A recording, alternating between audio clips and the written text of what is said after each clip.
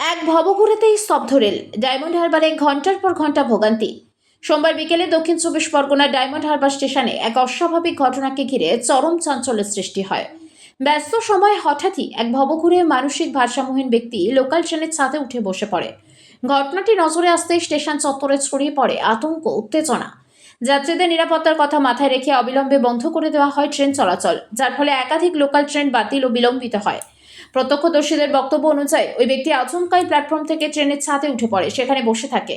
কেউ তাকে নামানোর চেষ্টা করলে সে অস্বাভাবিক আচরণ করতে থাকে। পরিস্থিতি ক্রমশ জটিল হয়ে উঠলে রেল কর্তৃপক্ষ দ্রুত সিদ্ধান্ত নিয়ে বিদ্যুৎ সংযোগ বন্ধ করে দেয় এবং ট্রেন চলাচল স্থগিত রাখে, যাতে বড় ধরনের দুর্ঘটনা এড়ানো যায়।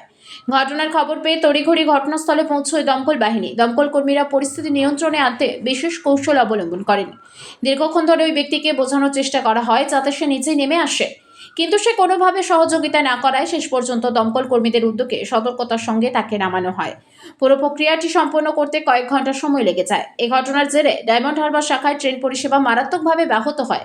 বহু যাত্রী স্টেশনে আটকে পড়েন। নিত্যযাত্রীদের মধ্যে চরম ভোগান্তি দেখা যায়। কেউ কেউ বিকল্প পরিবহনের সন্ধান করেন, আবার অনেকেই দীর্ঘক্ষণ অপেক্ষা করতে বাধ্য হন।